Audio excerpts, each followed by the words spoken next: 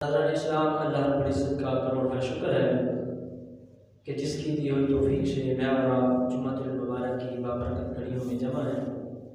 دعا ہے اللہ کریم ہم سب کی یہ حاضری اپنی بارگاہ میں قبول فرمائے، اور جو کلمات خیر ہم سنیں اللہ مجھے بھی اور آپ سب کو عمل کی توفیق عطا فرمائے۔ آج 31 دسمبر 2022 ہے اور یہ اس سال کا آخری دن ہے، اور آج اس 21ویں سال کا اختتام ہو جائے گا۔ کل سے 2023 جو ہے وہ شروع ہو جائے گا۔ اسوی لحاظ سے آج سال کا آخری دن ہے، اور کسی بھی چیز کا اختتام اور دوسری کسی چیز کا آغاز جب اچھے الفاظ کے ساتھ ہو، اچھے کام کے ساتھ ہو، تو اللہ رب العزت اس عمل کے اندر برکت پیدا فرما دیتا ہے۔ اللہ کے نبی علیہ السلام نے ایک حدیث کے اندر ارشاد فرمایا، ہر وہ کام کٹا ہوا ہے، یوں کٹا ہے جس کو بسم اللہ سے شروع نہ کیا جائے۔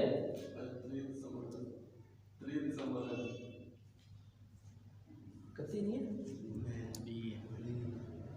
چلو کوئی نہیں، چلیں بار پھر بھی آنے والا یہ جمعہ آخری جمعہ ہے 2022 کا، اور فرمایا کہ کوئی بھی کام جس کا آغاز یا اختتام اچھی نیت کے ساتھ ہو تو اللہ اس کو اجر بھی عطا فرماتا ہے۔ کہ جس طرح یہ 2022 کا آخری جمعہ ہے، تو اگر ہم اس آخری جمعہ میں اچھی نیت کے ساتھ اس کا اختتام کرتے ہیں تو اللہ رب العزت ہمارے پچھلے سال کے بھی گناہ جو معاف فرما دے گا۔ اگر 2023 جو پرسوں سے شروع ہوگا انشاءاللہ، تو اس کا آغاز ہم اچھے نیت کے ساتھ، اچھے نظریے کے ساتھ کریں گے تو ہمارا آئندہ پورا سال بھی اللہ کے فضل سے بہترین گزرے گا۔ اللہ کے نبی علیہ السلام نے فرمایا، جس کام کا آغاز اچھی طریقے سے نہ کیا جائے تو وہ دم کٹا ہے، ادھورا ہے، لیکن جس کام سے پہلے بسم اللہ الرحمن الرحیم پڑھ لی جائے، اللہ اس کام کے اندر برکت پیدا فرما دیتا ہے اور اس کو بیت تک بھی پہنچا دیتا ہے۔ مثال کے طور پہ ہماری پیدائش سے لے کر وصال تک ہمارا بچہ جو ہی پیدا ہوتا ہے، ہم اس کے کان میں یہ صدا دیتے ہیں کہ آنے والے تمہیں مبارک ہو، تو اللہ کے نبی کا امتی بن کے آیا ہے۔ ہم پہلے دن سے ہی اس کے کان میں یہ بتا دیتے ہیں کہ بیٹا تیرا آغاز اسلام کے ساتھ ہو رہا ہے، اور اگر اس کا اختتام بھی لا الہ الا اللہ محمد رسول اللہ پر ہو، کہ بندے کے آخری لمحات ہوں اور زبان کے اوپر کلمہ جاری ہو، ہم کہتے ہیں کہ یار اس بندے کا اختتام اخیر اچھا تھا۔ حالانکہ اللہ کے رسول علیہ السلام کا بھی فرمان ہے، لقنوا امواتکم لا الہ الا اللہ محمد رسول۔ اپنی جو مواد ہیں، جو جب تم کسی کے پاس حاضر ہو، اس کا آخری وقت ہو، اس کے سامنے بیٹھ کر لا الہ الا اللہ پڑھا کر، یعنی اسے کہو نہ کہ یار تو بھی پڑھ، بلکہ اس کو اس کے سامنے پڑھتے جائیں کہ ہو سکتا ہے کہ تمہارے پڑھنے کی وجہ سے اس کی زبان کے اوپر بھی کلمہ جو ہے وہ جاری ہو جائے۔ سبحان اللہ۔ گویا فرمایا کہ جس بندے کا اختتام لا الہ الا اللہ کے اوپر ہو، اس کی قبر کی زندگی جو ہے وہ آسان ہو جاتی ہے۔ اگر اختتام اچھا نہ ہو تو پھر وہ زندگی جو اس نے گزاری ہو، اور آگے والی جو زندگی قبر والی ہے، وہ بھی اس کے لیے وبال جان جو بن جاتی ہے۔ اس لیے یہ آخری جمعہ ہے، اس کو ہم نے بابرکت بھی بنانا ہے، اور آئندہ آنے نیو سال کا بھی جو ہے ہم نے آغاز کرنا ہے۔ تو کوشش کریں اچھی نیتوں کے ساتھ، اچھے پلانس کے ساتھ اس سال کا آغاز کریں، تاکہ ہمارا سارا سال جو ہے وہ بہترین گزرے۔ تو آج اصل جو میرا ٹاپک تھا وہ صدقہ و خیرات کے حوالے سے تھا، کہ صدقے کی اللہ نے کتنی فضائل رکھے ہیں، کتنے برکات رکھے ہیں۔ اللہ رب العزت نے قرآن کریم کے اندر کئی جگہ پہ ارشاد فرمایا، وَأَقْرِضُوا اللَّهَ قَرْضًا حَسَنًا۔ یہاں بھی اللہ نے فرمایا، إِنَّ الْمُصَدِّقِينَ وَالْمُصَدِّقَاتِ وَأَقْرَضُوا اللَّهَ قَرْضًا حَسَنًا۔ بے شک صدقہ کرنے والے مرد اور صدقہ کرنے والی عورتیں، ان سے اللہ فرماتا ہے کہ تم مجھے قرض حسنہ دو۔ اب اللہ نے قرض کیوں مانگا ہے؟ ہم پیدا ہوئے تھے تو اپنے بدن پہ کپڑے بھی نہیں تھے، ہم جوان ہوئے تو ہم نے سب کچھ بنا لیا، اپنا بینک بیلنس بنا لیا، اچھی گاڑی لے لی، اچھے کپڑے لے لیے، لیکن اللہ نے یہ دیا کس نے؟ سارا کچھ اللہ نے دیا، لیکن پھر اللہ ہم سے مطالبہ کرتا ہے کہ مجھے صدقہ دو، مجھے قرضہ حسنہ دو۔ اب علماء فرماتے ہیں کہ اللہ کو کس چیز کی ضرورت تھی بھئی قرضہ لینے کی؟ حالانکہ وہ ساری کائنات کو پالتا ہے۔ اللہ فرماتا ہے مجھے تم قرض دو، اور فرمایا کہ قرض اس لیے کہا ہے کہ اللہ نے تمہیں وہ لوٹانا بھی ہے۔ ہمارا یہ نظریہ ہے، ہمارا یہ دعویٰ ہے کہ جب ہم کسی کو قرض دیتے ہیں، جو ہم سے پیسے لے لیتا ہے قرض کے طور پر، اور شرط یہ ہوتی ہے کہ اس نے واپس کرنا ہی کرنا، ہم طے کر لیتے ہیں کہ یار انہوں نے فلاں ڈیٹ کو یا مہینے کے لیے 2 مہینے کے لیے استعمال کر کے مجھے واپس کر دیں، یعنی اس کو ہم قرض کا نام دیتے ہیں کہ جو واپس کرنا ہی کرنا۔ لیکن جو ہم کسی کی ویسے مدد کر دیتے ہیں، کوئی غریب ہو بڑا ہو، اس کی ہم مدد کرتے تو تب ہمارا ذہن نہیں ہوتا کہ میں نے واپس لینے یا نہیں لینے، لیکن اللہ نے یہاں قرض کا لفظ استعمال کیا ہے کہ مجھے قرض حسنہ دو۔ یہ کیوں مانگا؟ فرمایا کہ تم مجھے قرض حسنہ دو گے تمہیں لوٹاؤں گا ضرور، یہ نہیں کہ میں 5 لاکھ لوں گا۔ آج تو دنیا کے اندر یہ بتیرا چل رہا ہے نا، جو لے لیتا ہے وہ واپس کرنے کا نام ہی نہیں لیتا۔ اب قرض بھی لینا ہو تو بندے کے ترلے لینے پڑتے ہیں، یار تیری مہربانی میرے پیسے لوٹا لے۔ اور اللہ کے نبی علیہ السلام کا یہ بھی فرمان ہے کہ جب تم کسی سے قرض لے لو اس کو اچھے طریقے سے واپس کرو، اس کو ذلیل نہیں کرو، بلکہ اس نے تیرے اوپر احسان کیا، تیرا حق یہ بنتا ہے تو بھی اچھے طریقے سے اس کے گھر میں جو ہے وہ رخصت کر دے اس کا قرض۔ اور اللہ کے نبی علیہ السلام نے جس نے قرض دیا ہو اس کے بارے میں بھی فرمایا جو کسی کو قرض حسنہ پر مہلت دیتا ہے، اس کا جس کو قرض دیا ہے وہ تانگ دست ہو، اسے پتا ہو یار بندہ ماڑا ہے، چل 10 دن نہیں 15 دن نکال لیتا ہوں یا مہینہ تمہیں ٹائم دے دیتا ہوں۔ اللہ کے نبی علیہ السلام فرمایا جس نے اپنے قرض دار کو مہلت دی، کہا یار چل 10 دن نکال لے 20 دن نکال لے، فرمایا جتنے دن اس نے مہلت دی اللہ ہر دن کے بدلے جتنے پیسے اس کے قرض میں رکھے ہوں گے ہر پیسے کے بدلے اللہ اس کو قرض صدقے کا ثواب عطا فرمائے گا۔ یعنی جتنے پیسے قرض دیا ہوگا اتنا پیسے جو ہے صدقے کا ثواب عطا فرمائے گا۔ یعنی یہ قرض دار کو مہلت دینے کا اللہ نے صلہ رکھا ہے، تو اگر صلہ رکھا ہے تو اللہ نے قرض لٹانے والے کے بارے میں بھی بڑی سخت بھائی فرمائی۔ فرمایا اللہ کے نبی علیہ السلام نے جس کے ذمہ قرض ہو اس کا جنازہ ہی نہیں پڑھا، فرمایا اس نے دنیا کا قرض ادا نہیں کیا، یہ رب کا قرض کیسے ادا کرے گا، میں اس کا جنازہ ہی نہیں پڑھوں۔ یہ قرض داروں کو اللہ کے نبی علیہ السلام نے وعید کے لیے فرمایا کہ تم قرض نہیں دیتے، اس لحاظ سے اللہ کے نبی علیہ السلام نے روز کا جنازہ ہی نہیں پڑھا۔ تو گویا اللہ فرماتا ہے بھائی تم مجھے قرض حسنہ دو تو میں تمہیں اس کا نعم البدل عطا فرماؤں گا۔ ایک حدیث میں اللہ کے نبی علیہ السلام نے قسم دے کر 3 چیزیں ارشاد فرمائی، اگر تم صدقہ دو گے تمہارا مال کم نہیں ہوگا۔ اب دیکھیں ہمارا بینک کے اندر ریکارڈ ہو یا ہم نے کسی غلے میں رکھے ہو 1 لاکھ روپیہ، اس میں سے 10,000 یا 20,000 ہم اللہ کی راہ میں صرف کر دیں، لیکن حقیقتاً وہ پیسے کم ہو گئے، لاکھ تھا تو 80,000 بن گئے ہیں، اکاؤنٹ کے اندر تھا تو وہ 20,000 کٹ گئے، اس سے ہمیں میسج آ جاتا بھئی آپ کے اکاؤنٹ سے پیسے ختم ہو گئے، یہ اتنے پیسے کاٹ لیے گئے ہیں، لیکن حقیقتاً کیا ہوتا ہے وہ پیسے ختم ہو جاتے ہیں۔ لیکن اللہ کے نبی علیہ السلام کا فرمان ہے قرض دینے سے تمہارے پیسے بڑھتے ہیں۔ یہاں خواجہ گجرات کے مفسر ہے نعیم الدین مراد آبادی رحمۃ اللہ تعالیٰ علیہ، آپ نے اس حوالے سے اس کے بارے میں لکھا ہے، آپ فرماتے ہیں جو تم اللہ کی راہ میں صدقہ کرتے ہو، اللہ کی راہ میں صرف کرتے ہو اپنا مال، تو وہ بڑھتا کیسے؟ آپ نے ایک مثال ذکر کی، آپ نے فرمایا کسی کسان کو دیکھا ہو جب وہ کھیت میں ہل چلاتا ہے اس میں گندم بیجتا ہے، اس نے بظاہر جو ہے وہ اپنے گھر سے بوریاں خالی کی ہوتی ہیں، اپنے گھر سے گندم لے کر وہ کھیت کے اندر بکھیرتا ہے، اسے اس وقت دکھ نہیں ہوتا کہ بھئی میری بوریاں خالی ہو رہی ہیں، میں گندم کے زمین کے اندر پھینک رہا ہوں، لیکن اس کے ذہن میں یہ ضرور ہے کہ آج اگر بیجوں گا تو کل اس سے دگنا اللہ مجھے اس کا صلہ جو ہے عطا فرمائے گا، اگر آج 1 من میں زمین کے اندر بکھیروں گا تو اللہ اس کے بدلے مجھے 100 من بھی عطا فرمائے گا۔ اس حوالے سے اللہ نے قرآن کریم کے اندر ایک مثال ذکر کی ہے، فرمایا مثل الذین ينفقون اموالهم فی سبیل اللہ کمثل حبۃ انبتت 7 سنابل، اللہ کی راہ میں خرچ کرنے کی مثال اس طرح ہے جیسے تم گندم کے اندر زمین کے اندر جاؤ گندم پھینکتے ہو، ایک دانہ پھینکتے ہو اللہ اس کے اوپر دیتا ہے. مثال کے طور پہ آپ مونجی لگاتے ہیں تو مونجی آپ ایک ہی دن کا لگاتے ہیں, وہ ایک ہاتھ کے ساتھ لگاتے ہیں, لیکن جب کاٹتے ہیں تو ایک بہت بڑا گچھا ہوتا ہے, وہ ایک پوری مٹھ بن جاتا ہے. ہمارا تم نے ایک بیج لگایا تھا تو اللہ نے 70-80 اس کے اندر جو ہے شاخیں نکال لی, اور ہر شاخ کے اوپر 100 کے حساب سے جو ہے دانے رکھے ہیں. ایک مونجر کے اندر آپ نے کبھی گنا ہو تو 100 سے زائد اس کے اندر دانے ہوتے ہیں. تم نے لگایا ایک بیج تھا, اللہ نے 100 سے زیادہ بیج اس کے اندر جو ہے لگا دیے. فرمایا یہی حساب تمہارا صدقے کا ہے.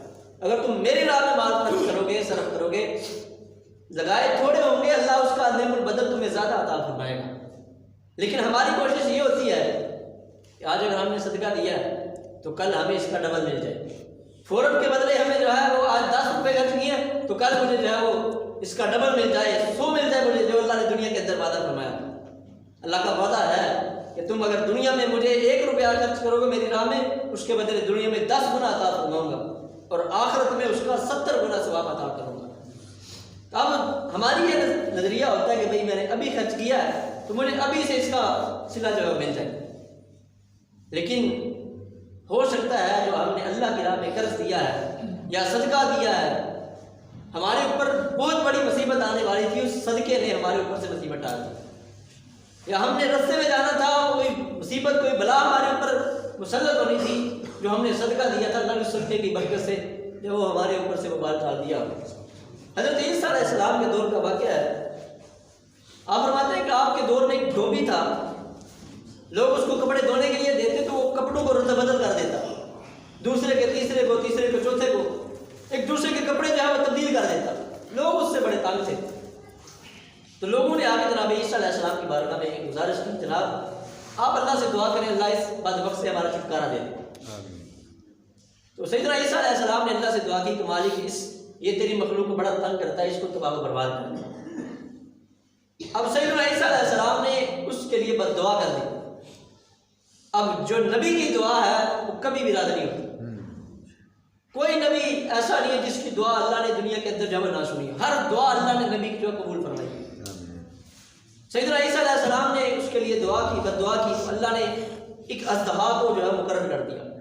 اور جو اس کے کپڑوں کی گتھی تھی اس میں اس نے جناب اس کے اندر ایک سانپ جو ہے وہ اللہ نے مقرر کر دیا. اس کی ڈیوٹی لگا دی بھی تو نے اس کو ختم کرنا ہے.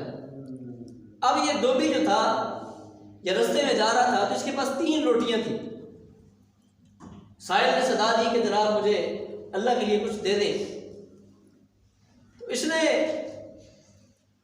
ایک روٹی اس کو دے دی. اس نے کہا اللہ تمہیں اس سے بہتر اجر عطا فرمائے.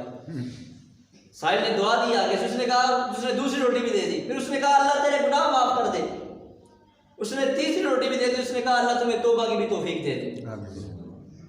تو بات ہے اس نے 3 روٹی اللہ کی راہ میں صدقہ کر دی. اب جب دوبارہ اپنے کام پہ آیا, ڈیوٹی پہ بیٹھا, وہ گتھی کھول لی اس نے کپڑوں والی, تو آگے سے سانپ نے جو حملہ کر دیا. اب اس نے صدقہ بھی دیا تھا, ادھر سانپ بھی حملہ کرنے کے لیے تھا. اللہ نے فوراً ایک فرشتہ مقرر کیا جس نے لوہے کی سلاخ سے سانپ کا جو ہے وہ اس کو روک دیا حملہ کرنے سے. اب چند دن گزرے تو سیدنا عیسیٰ علیہ السلام نے اسی شخص کو دیکھا جس کے بارے میں آپ نے بد دعا کی تھی, دھوبی کو دیکھا, وہ بڑا صحیح سلامت ہٹا کٹا پھر رہا ہے. آپ بڑے حیران ہوئے کہ یار اس کے لیے تو میں نے بد دعا کی تھی, تو اللہ نے میری دعا کیوں نہیں سنی. اللہ سے گزارش کی کہ رب العالمین میں نے تو اس کے لیے بد دعا کی تھی, یہ بندہ زندہ کیوں. اللہ نے فرمایا میرے پیارے نبی تیری دعا ہم نے قبول کر لی تھی, ہم نے وہ کام کر دیا تھا جو آپ نے دعا کی تھی, لیکن اس بندے نے کام ایسا کیا تھا جو صدقہ دیا تھا میں نے اس صدقے کی بھی لاج رکھنی تھی.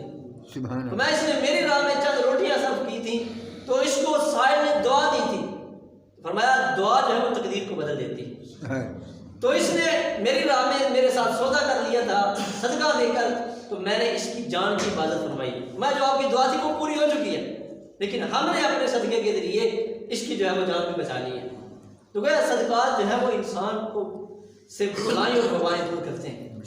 ایک صحابی رسول تھے, تنگ دست تھے, لیکن وہ لوگوں کو بڑی آہداری وہ خدمت کیا کرتے تھے ان کی.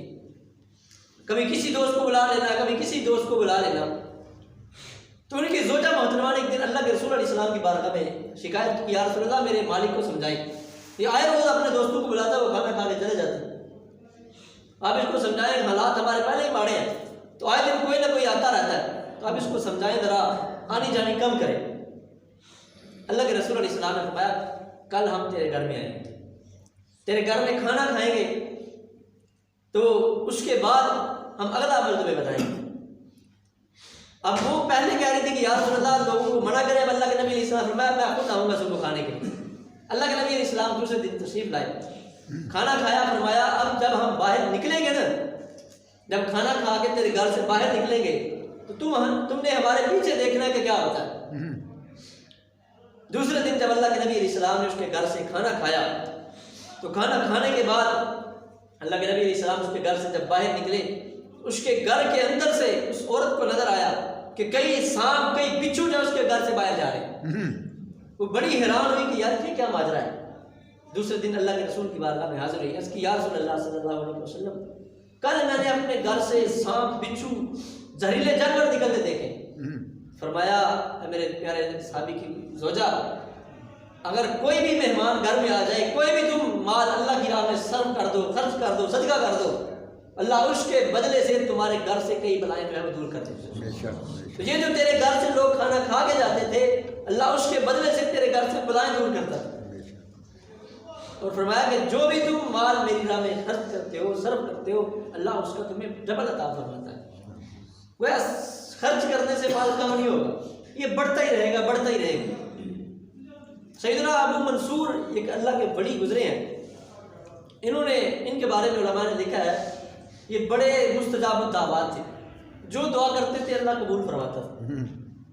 یعنی اس لیول پہ آ چکے تھے، اللہ کی اتنی عبادت کی تھی کہ جو دعا کرتے اللہ قبول کرتا.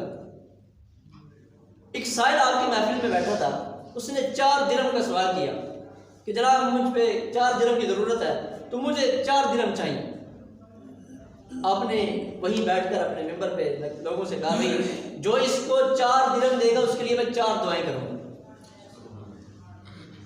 اب رستے سے ایک غلام جا رہا تھا، اس کے پاس 4 ہی درہم تھے. اس نے کہا چلیں آج یہ اللہ کے ولی ہیں، ان کے ساتھ سودا کر لیتے ہیں. اب جس بندے کے پاس صرف تھوڑے سے پیسے وہ بھی اللہ کی راہ میں خرچ کر دے، پھر بندہ کہتا ہے یار میں اب کس پاس سے جاؤں گا، یہی پیسے تھے اب لگا دیے. اب اس نے کیا کیا، آپ نے کہا جناب میں اس بندے کے 4 درہم دیتا ہوں، آپ میرے لیے 4 دعائیں کریں. آپ نے فرمایا بولو تیری 4 دعائیں کیا ہیں. اس نے پہلے کہا میری پہلی دعا تو یہ ہے میرے لیے جو آپ کریں کہ اللہ مجھے غلامی سے آزاد کر دے. آپ نے فرمایا ٹھیک ہے اللہ تجھے غلامی سے آزاد کر دے. اس نے دوسری دعا کی کہ جو میں نے 4 درہم دیے اللہ اس کا مجھے بدلہ بھی عطا فرما، کہ میرے پاس کل کمائی یہی تھی، مجھے اللہ اس کا بدلہ بھی دے دے. اب آپ نے کہا اللہ تمہیں اس کا بدلہ بھی دے گا. تیسرا اس نے کہا کہ اللہ سے دعا کریں کہ اللہ میرے مالک کو توبہ کی توفیق دے دے. آپ نے فرمایا تیرا مالک بھی اللہ کے فضل سے توبہ کر لے.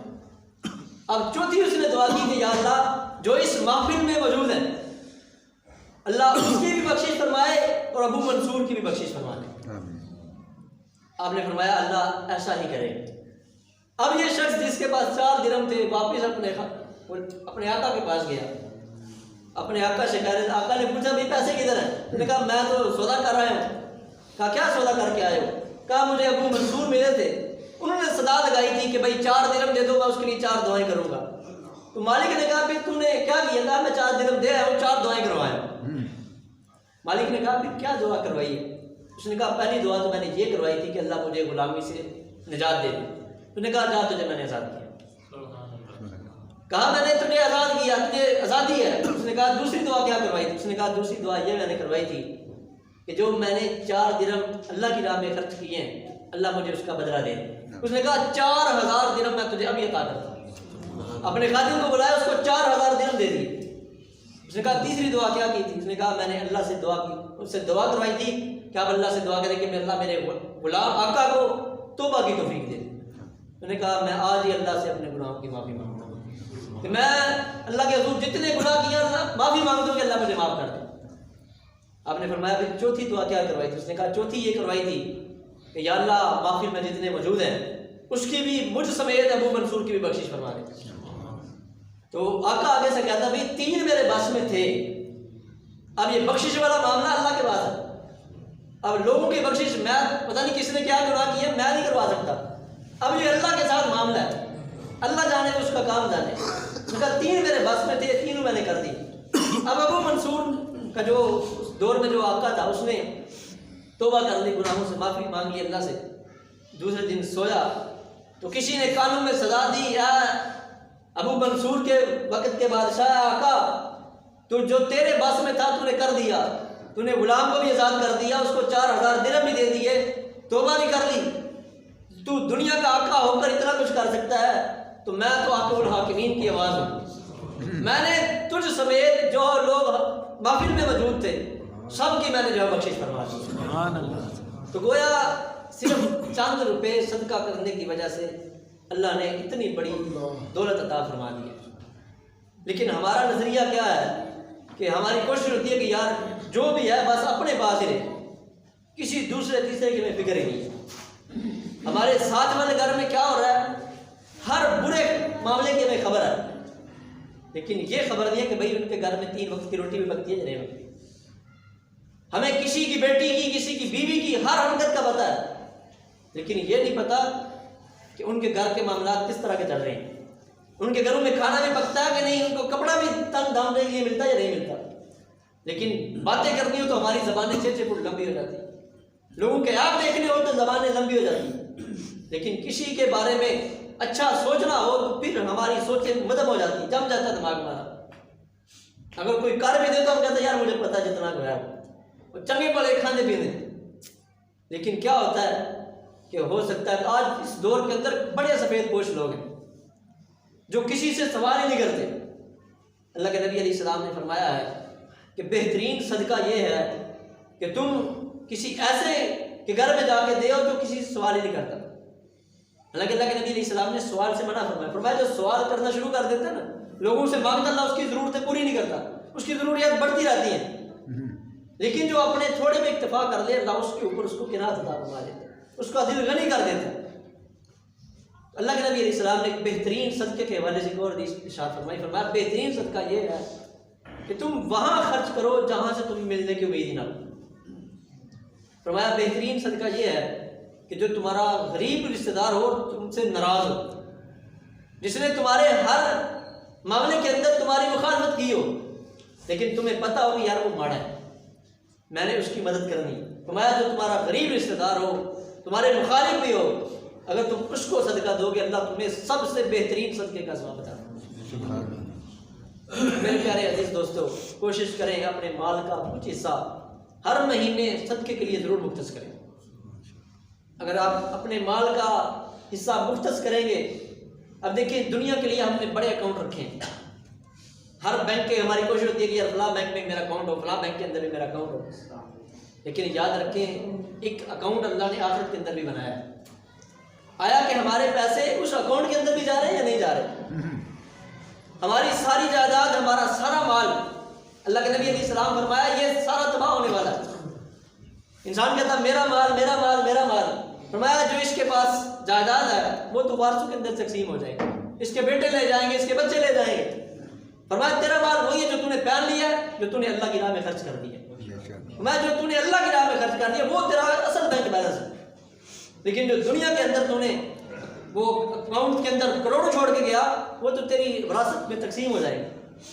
تو پھر کیا ہوگا جو تم اپنا آخرت کے لیے خزانہ جمع کرنا چاہتے ہو، اپنا اکاؤنٹ جو ہے آخرت کے اندر رجسٹر کروانا چاہتے ہو، پھر اپنے مال کا کچھ حصہ راہ خدا کے اندر جو ہے صرف کیا کرو۔ سبحان اللہ۔ اور اس کا بہترین ذریعہ اللہ کی راہ میں خرچ کرنا بھی ہے، اور سب سے بڑھ کر جس چیز کی ضرورت ہو گاؤں کے اندر، محلے کے اندر، کوشش کریں سب سے زیادہ صدقہ و خیرات اپنے غریب رشتہ دار کو ناراض پذیر۔ اور اگر ایسا معاملات نہیں ہے، اللہ کا شکر ہے سارے کھاتے پیتے ہیں، تو پھر کوشش کریں اپنے مال کا کچھ حصہ جناز گاہ کے لیے بھی خرچ کریں، اس کے لیے بھی نکالیں۔ اب دیکھیں یہ زیر تبیر ہے، اب یہ ساری میرے اور آپ کے تعاون سے ہوگی، باہر سے کسی بندے نے نہیں کہا بھائی جنازے تک میں جناز گاہ بن رہی ہے ہم وہاں جا کے پیسے دیں، لیکن اگر ہم خرچ کریں گے تو یہ کم نہیں ہونا مال۔ یار ہم کہیں گے بھائی 5000 دے دیا تو پتہ نہیں کون سی مصیبت پڑ جائے گی۔ بھائی مصیبت نہیں پڑنی، یہ آپ کا اللہ نے آخرت کے اکاؤنٹ کے اندر جمع کر لینا۔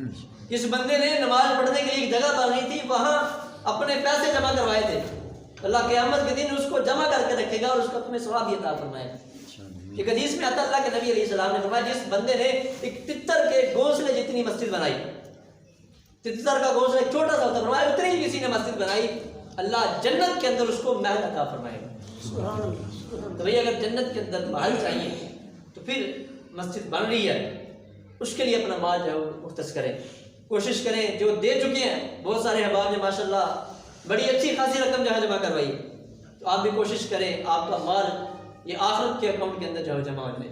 ہمارے بوڑھے جو اپنا بینک بیلنس بنا کے بیٹھے ہیں کہ بھئی میں مرنے کے بعد ہی میری نسل کھائے گی، لیکن یاد رکھیں یہ جو آج کا دور ہے نا، کوشش کر کے جائیں اپنے ہاتھوں سے صرف کر کے جائیں۔ آج جس ماحول میں ہم جی رہے ہیں، مرنے کے بعد 1 سال ہو جائے یا 10ویں کے بعد کوئی کسی کو یاد نہیں رہتا میرا ابا بھی تھا یا نہیں تھا، بس اس کو اپنی فکر لگ جاتی ہے۔ تو آپ کا بیلنس جو آپ نے جمع کیا ہوگا وہ کسی غلط کاموں میں صرف نہ ہوتا رہے، آپ کی اولاد اپنی عیاشیوں میں نہ صرف کرتی رہے، اس لیے اپنے جیتے جی آپ کا جو بیلنس ہے، آپ کے پاس جو پیسے پڑے ہیں اکاؤنٹس کے اندر، وہ کسی اچھی جگہ پہ صرف کریں، کسی ایسی جگہ پہ خرچ کریں جہاں آپ کو صدقہ جاریہ کے طور پہ ثواب ملتا رہے، جہاں آپ مرنے کے بعد بھی اللہ آپ کے کھاتے میں جو ہے اس کا ثواب جو ہے لکھتا رہے۔ اس لیے اپنے مال کا اچھا مصرف جو ہے وہ ڈھونڈیں تاکہ اللہ تعالیٰ آپ کے مال کے اندر برکت بھی دے اور اس کا اجر بھی اللہ تعالیٰ آپ کو تاکہ عمل جو ہے اس کا دیتا رہے۔ اللہ کریم سے دعا ہے اللہ تعالیٰ جو کہا سنا اللہ مجھے بھی اور آپ سب کو اس پر عمل کی توفیق عطا فرمائے۔